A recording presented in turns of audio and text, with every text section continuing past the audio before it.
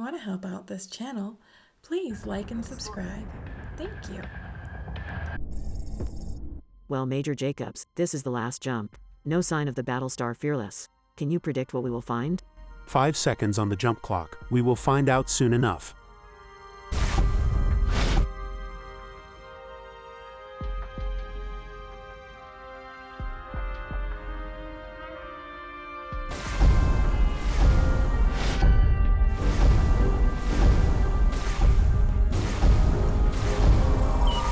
Contact. 5 ships. Transponder indicates colonial signatures. The encryption codes are years out of date. The air wing has launched. Playboy is asking for instructions. Sir, there is a second colonial task force. 5 ships. They are signaling us to prepare for contact with the Cylons. Target identification shows the Battlestar Demeter. Jupiter class Type 1. Jupiter class, Mark 1. Everyone has heard the mystery of the Demeter. Several months after being delivered to her assigned colony, she disappeared without a trace. It was fairly early in the First Cylon War.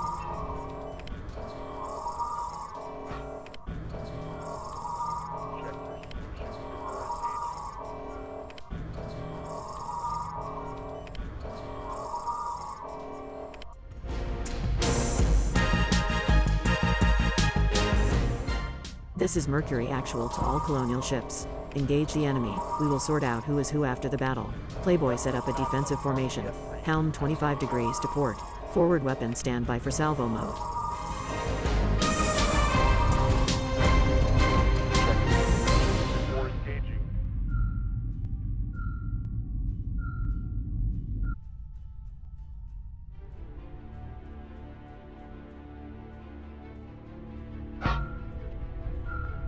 Demeter Actual is on wireless saying he is Captain Morgenstern of the Aquarian National Guard. Contacts. 10 enemy ships just outside of identification range. Small contacts coming onto the scope. This is just what he predicted. The toasters are throwing us a party.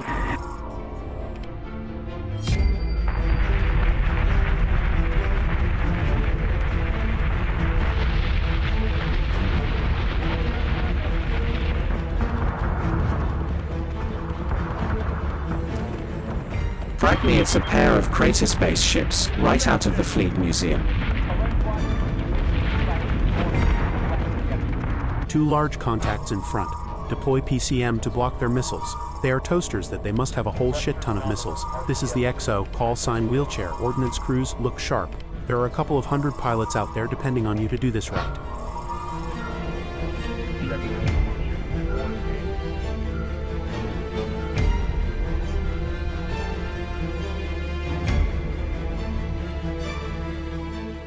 Two salvos. First one is aimed at the new Battlestar. The old Battlestar, whatever. Vampire. 200 inbound missiles Type 1. Endurance. Demer. Full defensive. They are focused on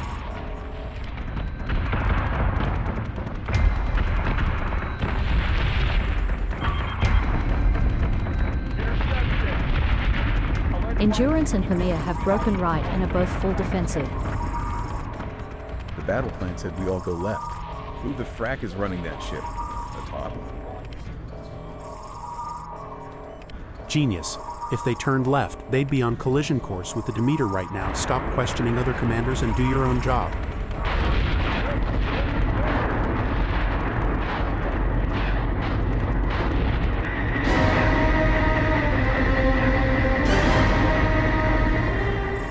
Two more salvos inbound aimed at the Endurance. The Air Wing reports no modern goo-filled raiders. Target ID shows large numbers of First War Mk.1 raiders. Admiral, the fleet is fully engaged. Forward forces are massive gunships. Rear forces are missile carriers. Looks like old Argos class.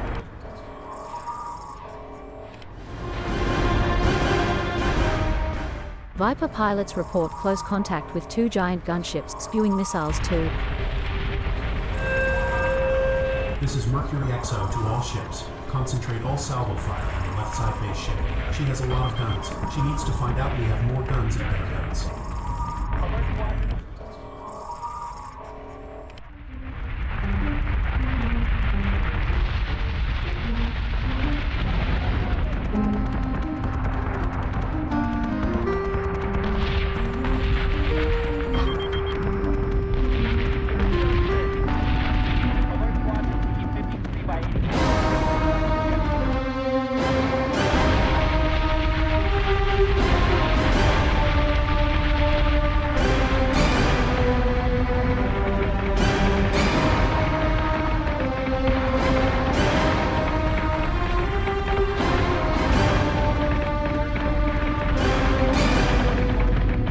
5 pilots reported ejected from destroyed Vipers.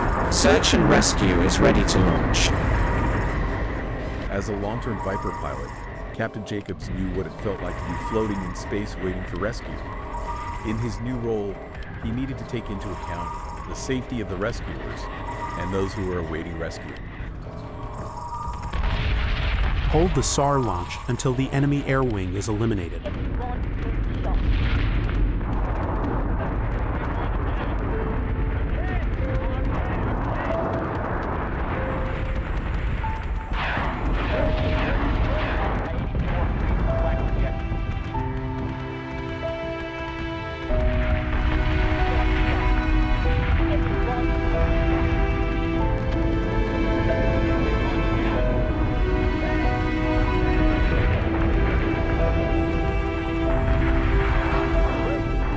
The 2 lead ships are closing fast. Steady as she goes.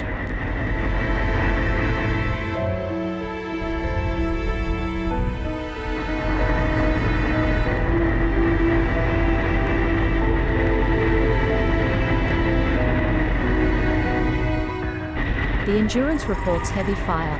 They are managing it for now. Those gun crews are twice as fast as us. Most likely some kind of toaster autoloaders. The air wing reports resistance is heavy, but they can protect the SAR bird.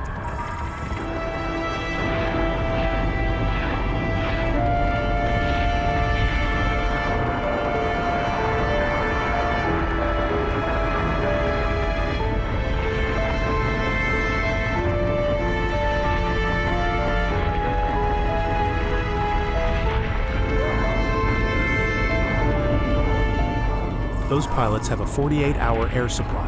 Hold the search and rescue launch until conditions are safe for those pilots.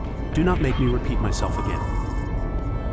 Admiral Lawson made a mental note that Major Jacobs even sounded like Saul Tigh.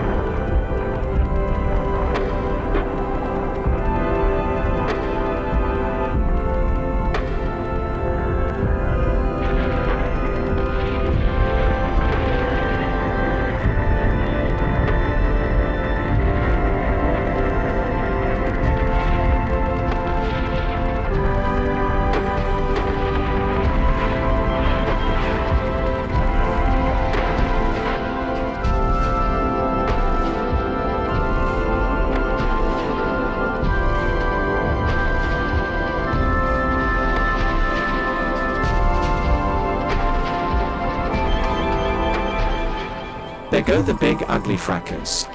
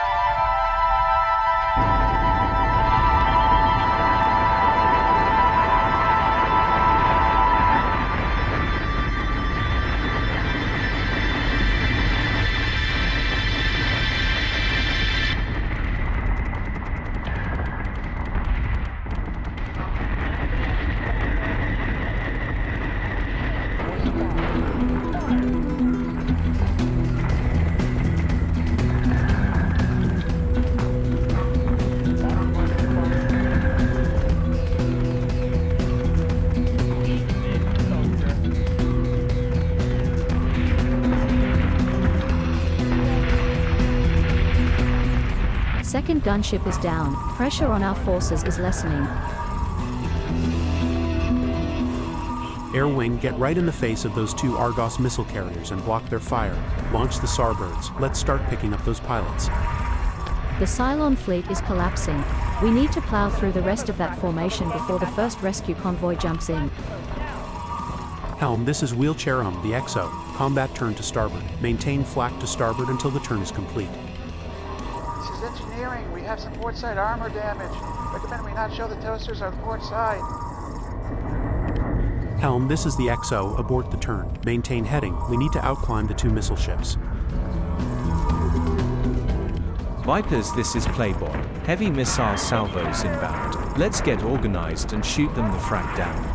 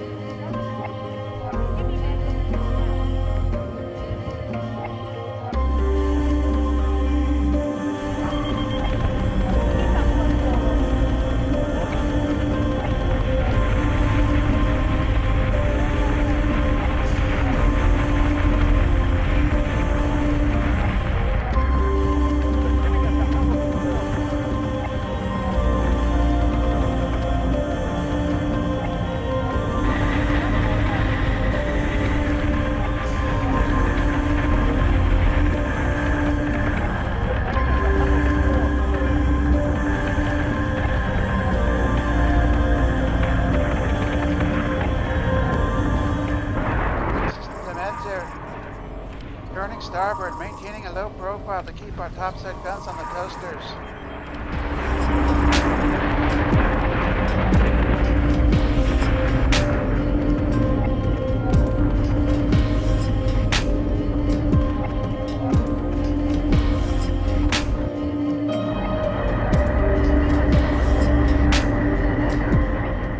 New salvo inbound, coming in heavy, 100, 110 inbound vampires. Vampire. All right, make the turn 20 degrees starboard. Boost the engines and put the forward guns go to salvo mode. Firing solution is on her center axis. Roger that, wheelchair.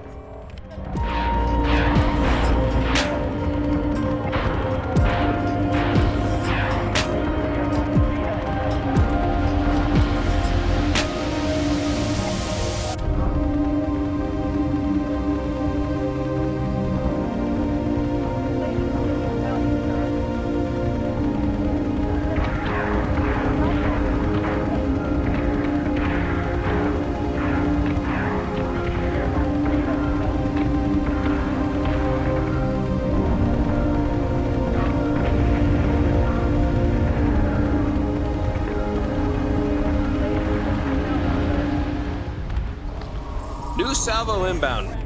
Coming in heavy, 100, 110, inbound, vampire.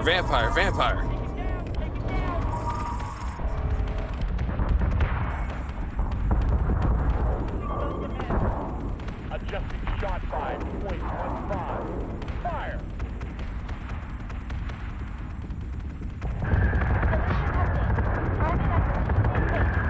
Argos missile platform, under heavy, colonial fire. There she goes. Torch 1 First War, relic.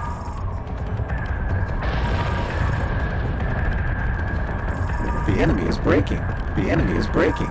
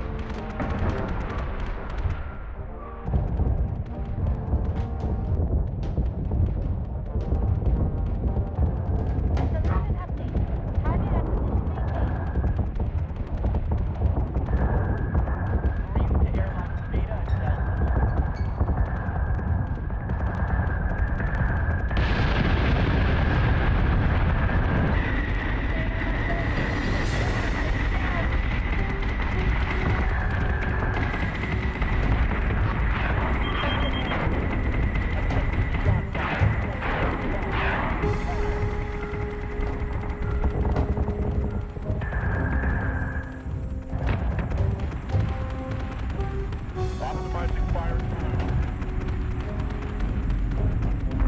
Easy, toaster. Reloading. Target locked and launching there. Hammer the fractures so they can't get back up. Taking the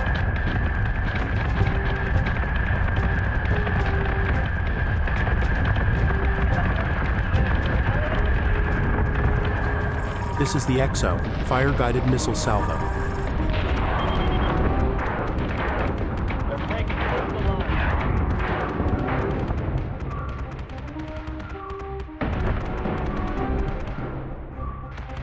I need blasting loads now. Taking fire. Target activated. Give me manual fuel now.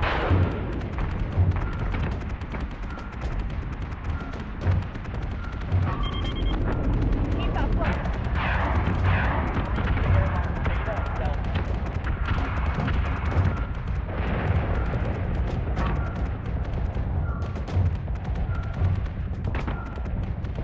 Place is taking pounding, sir.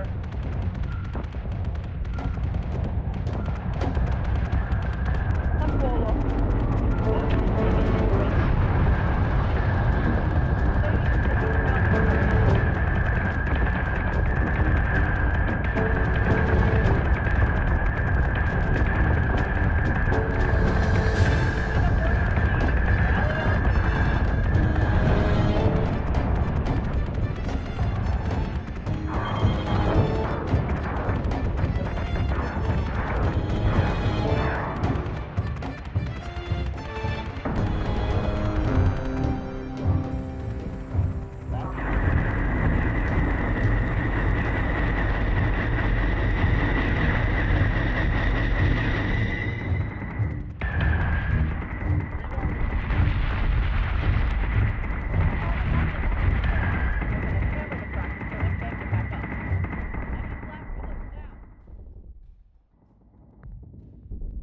We're taking fire.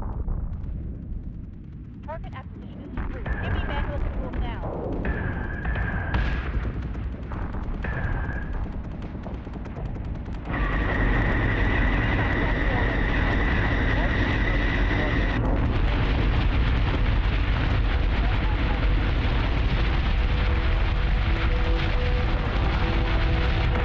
This is Mercury XO call sign wheelchair to Demeter Actual. Admiral Lawson wants to see you in her office on the Mercury. This is Captain Morgenstern of the Aquarian National Guard. We have 80,000 colonists in danger of silent attack. I do not have time for meetings because these people, personally, do not like you. They say to lift you behind, but I think you're better. Of that I have no doubt. It has seared our hearts that we did not have enough space to take you all along. We assume the Cylons slaughtered you. We have come back to rescue you. We have 5 convoys scheduled to jump in during the next 12 hours. We cannot understand what you have been through. We cannot make up for it. We are ashamed that we did not plan better. The Admiral will tell you this herself. We have come back for everyone in the settlement. This time our mission is clear. Nobody will be left behind. Get a signal to everyone who's left in all of the outposts. Your ride is here, and we're going to be leaving in 72 hours. All we have to do now is complete a rush upgrade of all your FTL systems to the new standard. We've nicknamed it the Toaster Drive. After we found the ship, we raided the Toaster's warehouse for better FTL tech. We have not finished upgrading the rest of our warships, but that Heracles over there, she was our home, and she was the hall that all of my people kept in. I've gone rather attached to her. I respect that you treat her with the same kind. The Admiral will explain everything. We're sending over a Raptor.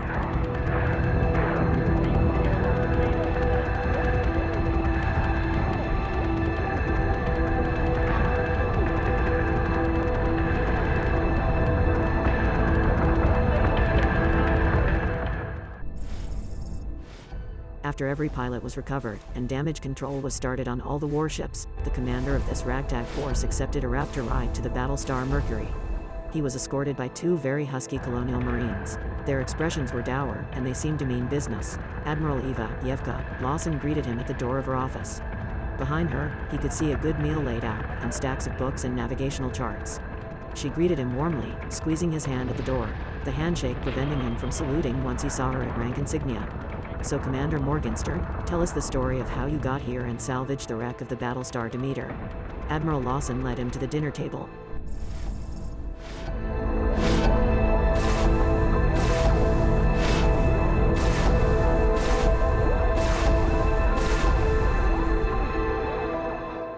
I am a captain in the Aquarian National Guard. Check your solutions before engaging. You were in the Aquarian National Guard. Now you are a commander in the Colonial Fleet. Your first meeting with the Admiral, and you're already out of uniform. Lawson laughed at her own joke. Behind the smile was worry lines and tension. The 43-year-old's eyes were slightly bloodshot due to dreams that reached into her sleep and tortured her every night. Which first, the story or the food? I have a lot of work to do. Going to make them pay. You must be famished, Commander. Food first, story second. Please try and relax. I don't bite. Still online? James Morgenstern had always been known for being an odd duck. Aquaria had very cold weather, thus having the lowest population of all the colonies. A member of the underfunded Aquarian National Guard, he searched for purpose. James lived in the town of Helm, a frigid, lonely place. It would have been a beautiful port. If the world were warmer because of the planet's high orbit, it would be nothing but an ice ball. During the First Cylon War, the colonial flotilla abandoned a Heracles-class ship in orbit. Deemed to be unrepairable and not worth the time, they left it in a geosynchronous orbit above the only major settlement on the planet. Of course, this ship would never show up on a list for installation of the CNP. It was an oversight that would ensure his small fleet's short-term survival. The people of the world, being skeptical and used to hard times, decided to crowdfund a way to restore the ship to protect their exports of water and fish for the rest of the colonies from pirates. There was no funding for a fleet, so he took an abandoned Heracles gunship out of a scrapyard orbit, making it the flagship of the Aquarian National Guard. This was 10 years before the fall. Never married, he did not have the time. They named her Kebeshe, the daughter of death, because of one man's end, a new generation is born. James Morgenstern was elected captain by the settlement. He was a veteran icebreaker and a tall, red-headed man who served in the Colonial Marine Corps during the First Cylon War before coming home to help break the ice to provide his people with a better life.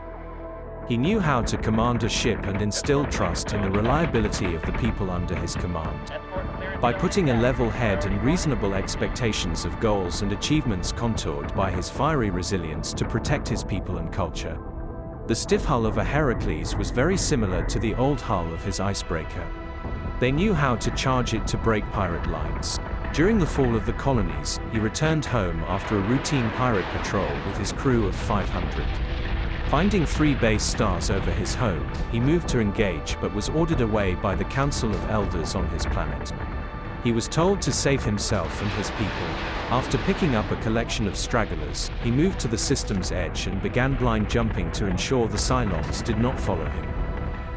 When ammo ran low, he turned the rear magazine into a communal space that holds the Kairos Summerfest to raise morale amongst the crew and her passengers. The crew pokes fun at the captain for standing on deck and in his chair with a cutlass, like a captain of an old. He claims he struck down Cylons in the First War. The captain is a level-headed man outside of combat, but he understands his ship is made out of nothing but steel and grit. He will happily charge into the breath of battle to defend a floundering ship or on the edge of defeat. When he is not commanding the ship, most people can find him gardening in the old stern magazine, growing hydroponics, or welding on more plates to the exterior armor. The only thing he cares about is the protection of his people and the preservation of civilians. That's why he keeps old Raptors strapped to every airlock as makeshift escape pods. Never married, he was devoted to his ship and his crew. When the Cylons jumped over Aquaria, raining down a fountain of nukes, Morgenstern sadly concluded that the future of the colonies and the Aquarian people was elsewhere. Gathering together a fleet of 7 ships, he quietly repaired the fleet, began training and searched for ammunition. The Cylons never noticed the small fleet. They went after the battlestars, they went after the big fleet remnants, led by commanders Demer and Lawson. While Galactica and Pegasus left the colonies with a bang, and Admiral Lawson was literally forced to retreat. Both actions were quite noisy and ended up attracting a great deal of attention.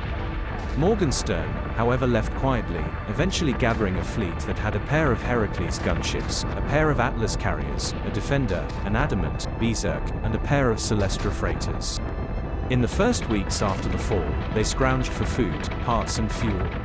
Their FTL drives worked about 80% of the time. A captain in the Aquarian National Guard, he was a historian. Lawson's Mercury-led fleet soon explored the Cylon logistics network for parts. Morgenstern began by exploring wrecks and missing ships. His quarters on the Quebec was lined with history books. When Admiral Kane happened upon a 15-ship civilian fleet, she stripped it of military-age people and treated it as a gigantic parts depot. After the riots and the massacre, everyone expected to be murdered by the Cylons. Because the Cylons were scanning for FTL signals, this fleet hung in space for 2 weeks before the Quebec jumped in with its understaffed fleet. Pegasus had left behind a lot of elderly and young persons. Morgenstern, by his very nature, a protector, took hundreds of children and elderly aboard his fleet. The able-bodied elderly were offered crew positions 4-hour shift per day. Others taught at trade school. Morgenstern led with a gentle hand. It was amazing how many trade school graduates were not taken by Pegasus. Soon his fleet had a trade school established. Their main class project involved improving engine systems. The Cylons rarely showed up. When they did, the order of the day was to jump away. Mostly, they made slow progress by not making a lot of noise.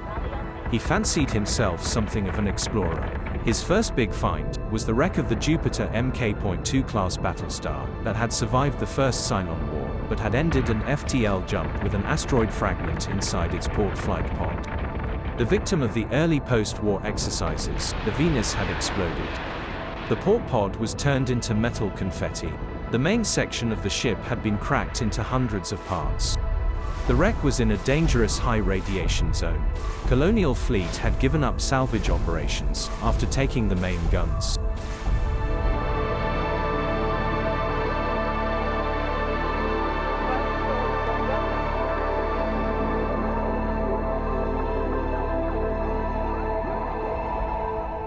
Using a dusty book on his bookshelf, Journey of the Venus, Major Morgenstern surmised that with the explosion and 37 years of drift away from the radiation field, the ship could be safely salvaged. It took 2 months to find the wreck, a month to salvage it. Venus had many usable smaller guns and full ammunition magazines. Every magazine and storage area in his fleet was packed to the rafters with armor and weapons. Food was a problem, however an out-of-print book by Sean Fain included the diaries and star charts of hundreds of worlds, up to 100,000 light-years from the burning 12 colonies.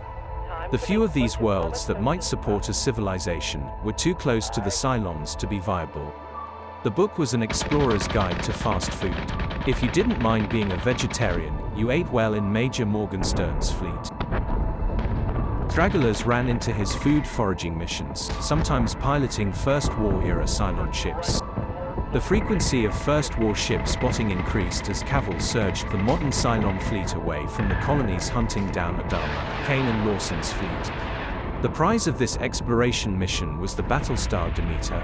The subject of 4 books over the intervening 40 years between Cylon Wars, this was a great mystery. It was a great mystery. Everyone wanted to solve this mystery, but nobody during the interwar arms build-up had the time or resources to follow. The Demeter had been lost with all hands, 2 years after delivery to her home colony. As opposed to Galactica famous disappearance and recovery, the war ended with this mystery not being solved. Ethan Kelly's work of fiction, Demeter's Glory, has based on an enormous dump of navigational data gathered in the last year of the war, proved very useful. Though feeding and protecting his fleet was the top priority, there were few actual battles with the Cylons. There were other more important targets other than the remnants of the Aquarian National Guard. After 408 days of foraging and exploration, the Dreadis chirped after completing an FTL escape jump. It turned out to be a First War Raptor, not much newer than the one flown by Husker and Coke. Its door was opened and its front screen was shattered. There was no sign of the crew. Most likely part of a multi-plane flight, they had probably encountered a Mark I Raider. Clearly shot up, batteries drained for more than 4 decades, her crew had been rescued. James stood on the repair bay of an Atlas class, looking at the wrecked Raptor, jotting down information in his dog-eared notebook. A half-dozen engineers and deck gang workers were crawling up and down the hall of the shattered Raptor. Their language was blue-collar, but they cared about their mission to protect the few thousand survivors that may be the only ones that have a chance. The name of the home Battlestar of this Raptor was scratched and worn. It clearly indicated the home ship as the Demeter. The deck gang chief of this carrier was named Hillary Ryan. She was an Aquarian, 46 years old and full of a lot of spunk, and she crawled out of the Raptor's door. In her left hand was a small black box. It looks like some kind of disaster recording device.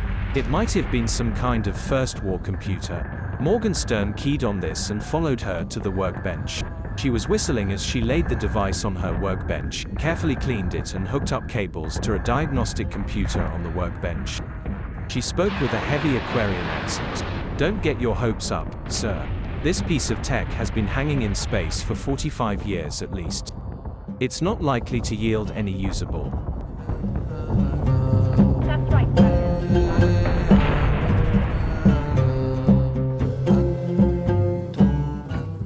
I know the most important thing is the survival of our people. We need to get back to foraging for food, but solving the mystery of this plane's home ship, that is something to think about. That is something to talk about. If I do say so myself. I have salvaged this bird's entire navigational computer system. I can tell you the last 10 places that up on the home ship jumped before this mission. There are also 5 meeting points set in case of unexpected battles. We have ourselves 3 or 4 dozen places to look for the Demeter. Ryan smiled. "I just love a chance to solve a big mystery," remarked the odd Aquarian. It took 71 jumps, 3 battles with the remnants of the Toasters. Their food inventories were now flush, and their ammunition stocks were still very near capacity. They finally found the Battlestar, dark in the orbit over an asteroid. Behind it was a field of millions of other asteroids. From the bridge of an Atlas carrier, Morgenstern listened to his crew report the sad sight before them. Power emissions negative. Life signs negative. They approached slowly, fearing a Cylon trap. The wreck had drifted into the asteroid field. It was partially obscured by it. The flight pods were extended. We have a feed from the Raptor now going on video. The hull of the ship was scored, victim of many impacts with kinetic ammunition. There were marks near the name tag. The feed from the Raptor was very eerie, as there were no signs of life.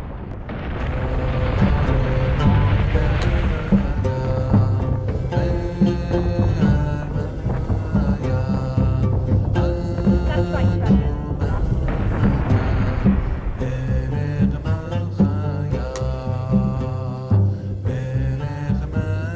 This is Cowboy. I'm taking a look at the external hatch on the app damage control. The door is wide open. The Toasters did the normal thing, they boarded the ship. They attacked aft damage control. When they took it from the Marines, they vented the ship. Morgenstern took the microphone, speaking directly to his best SAR pilot. "What is the mechanical condition of the ship?" The SAR pilot's voice crackled on the speakers in the Atlas carrier's CIC. Actually, sir, not so bad. The toasters seem to have skedaddled soon after venting the ship. I sent in my drone, I'm in helmet. No atmosphere in the Raptor right now. The drone is exploring the ship. There are still bodies in the hallways. Space preserved them quite well. Gods forgive us. Okay, everybody quiet down and let the man work. The next hour all they heard was the crackle of their head SAR pilot's voice as he explored the ship with a drone. This began the 2-year mission to make this relic, as old as the original Galactica, combat ready once again. The toasters had successfully vented the atmosphere in the ship. The sickbay, which was designed to act as a life raft, and several other sections of the ship had survived the battle. With no help and no hope, the survivors recorded the history of the Demeter. The last person in sickbay ran out of oxygen 6 weeks after the ship was lost. The diary was recorded by a private, who had been tasked to the Battlestar commander. Apparently, the man had to be reminded, went to eat and take care of himself. The FTL jump had been in a complete disaster, ending up far across the Red Line, surrounded by Cylon forces. The computer systems aboard the Battlestar has been compromised. Every time they tried to repair a system, a new virus took over. Their fate was written when a virus took over the communications array and broadcast their position to the entire Cylon fleet. They decided to go dark, while they repaired their ship. The backups of the systems and also included the virus. It was painstakingly difficult to disrupt the network segments and individually clean each system. They had plenty of food and supplies, so they didn't mind taking weeks to do the job right. The ship's chief engineer was a cautious fellow, who wanted to know 3 times that a system is clean before he would power it back up. In the midst of the final systems check before heading back to the colonies, the Cylon arrived. The warship had fought mightily, taking out 1 base star, early in the battle, badly damaging the second before the overwhelming numbers eliminated the last of their Viper pilots. As hundreds of Centurions boarded her flight pods, the mighty Battlestar continued to pump main battery ammunition into the enemy base ship. After the battle was lost, they all expected to be murdered. They had enough power to talk to the sections of the ship that were sealed off. They soon realized that rescue was not going to happen. The strange thing was that the toasters never came back to salvage the wreck. Just an hour after the atmosphere had been vented from most of the ship, the gun noises and shooting stopped. The survivors were left alone in 6 sections that still had air. They died slowly, writing letters to the relatives that would never arrive. It was sad and heroic at the same time. Captain James Morgenstern's childhood dream had been fulfilled. He commanded a Battlestar. Now he could hurt the toasters and get a little revenge for the billions of slaughtered souls. The next year was spent rebuilding the damaged systems of the Battlestar. Months later, they had encountered survivors of the settlement. These 11 outposts where 200,000 souls have been left behind at the mercy of the Cylons. Their story would be heard by human ears again. By the time his battle fleet had reached the new settlement, the toasters have been pounding the 11 outposts for 15 months. Once again, his mission was to preserve and protect life. He really had no plan. They began the task of stealing Cylon FTL technology. The computer support for that technology was very difficult. Every few months a gigantic enemy fleet jumped into the outpost and pounded one of the colonies. Each time it was a slaughter. The so-called new settlement was a funeral pyre, and the commander of this Battlestar was merely a witness.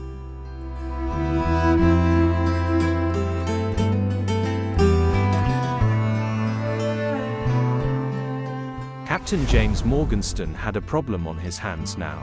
Counting methods were not very accurate on population during the time of the settlement. Over 200,000 people were left behind when Admiral Lawson jumped away with every bunk in every available space on every ship full. Morgenstern had been democratically elected to his post. He now faced the leadership of some 87,000 settlers, who had survived the harshest of conditions. Siege was not the right word to describe what the Cylons had done to the settlement. Naturally, Captain Morgenstern thought that the best option was to go with Admiral Lawson's fleet.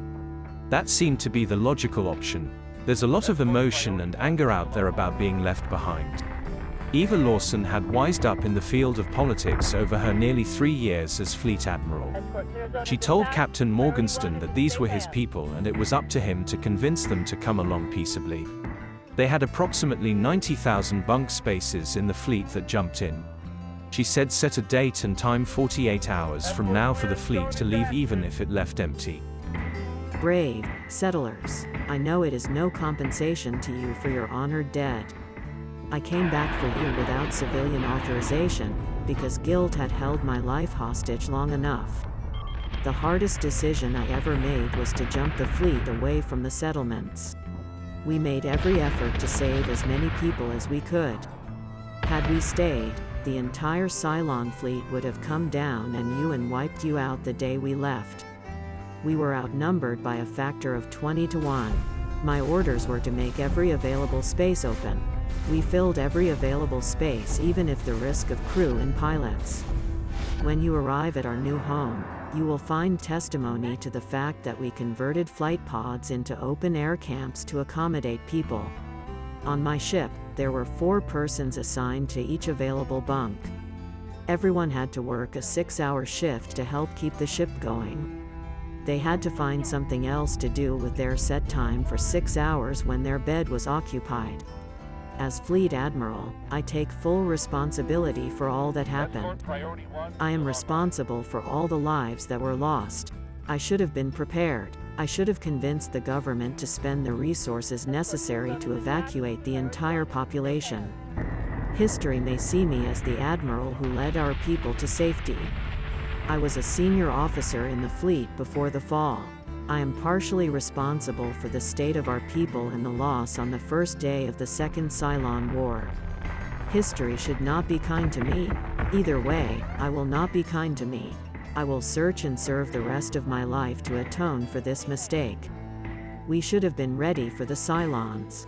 We were not. Me and my crew will gladly lay down our lives to protect you and bring you to safety. We have found a new home, and if we are fortunate, we may be able to secure it from the enemy for all time. You deserve better, but you got me. Though I know it's impossible, I will do my best to earn your trust.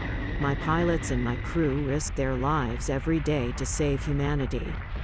I cannot leave you behind again. Sincerely, Eva Lawson, Rear Admiral, Commander-in-Chief, Colonial Fleet. CINC Colonial Fleet. Day 997 of the Second Cylon War.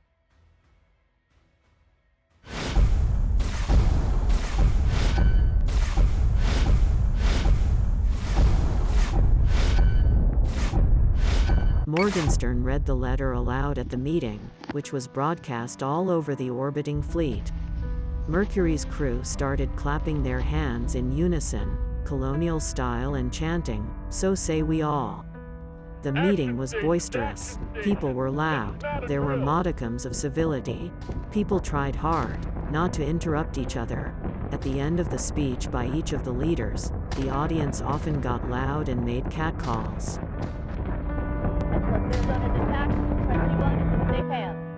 Dear viewers, what follows is a ad-lib conversation between Doggo and myself. We dramatized the meeting. It was not possible to turn this into text, so this is one of the advantages you get by watching the YouTube version of this story. Thank you for your support. We could really use likes, comments, and subscriptions. We are close to 500, and 500 unlocks a lot of doors for us. Thank you and enjoy the rest of the story.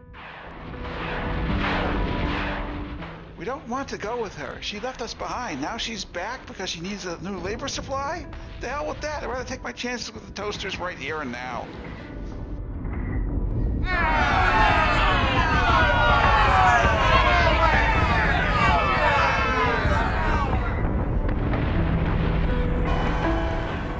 Well, we all could take our chance with the toasters at any given day. But now you have skills. We've taken our time and we have labored the land. And now everyone here now has skills that she would want. And now we have something that we can negotiate with her to bring some of the folks that she might not want otherwise. I'm trying to save as many as I can. The colonials used to give fancy speeches at the War College and the Academy. They used to say nobody is left behind. Well, she left 200,000 of us behind, and now we're supposed to just go join her her fleet again? Think I'm daft? Think all these people are daft? I do not want to leave a single person behind. If she tells me to send someone out on an escape pod, I won't do it. My purpose is to preserve humanity. And I have men, women, and children in here. Some of them can't work. But I know most of them can.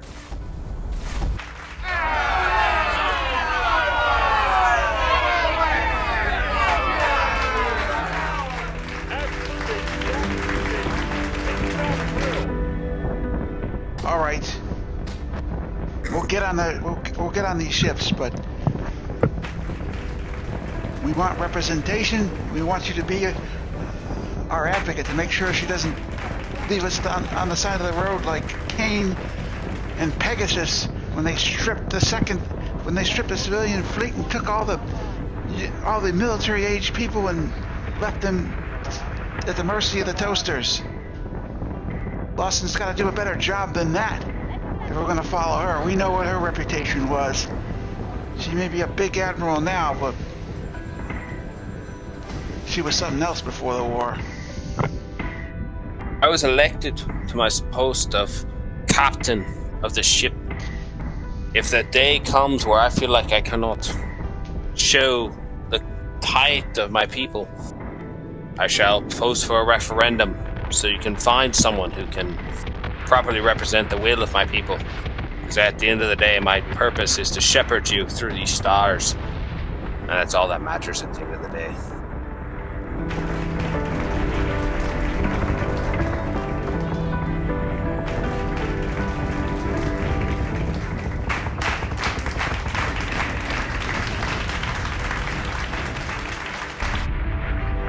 We've got them now.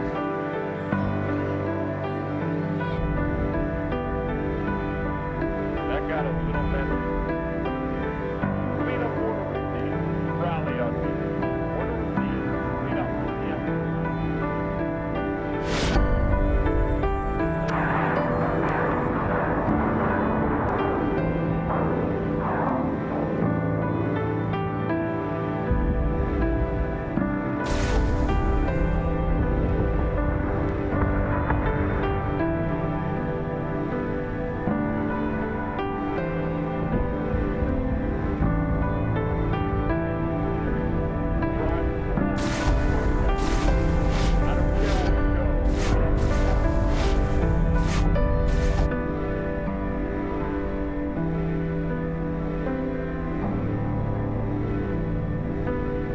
Escort clear zone intact. Priority 1 is in safe hands.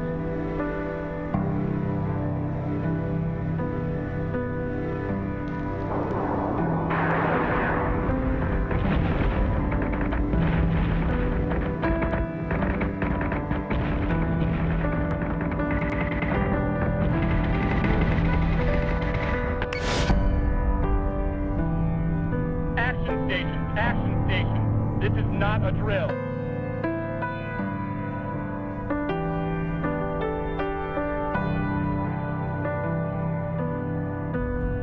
Escort clear zone intact. Priority 1 is in safe hands.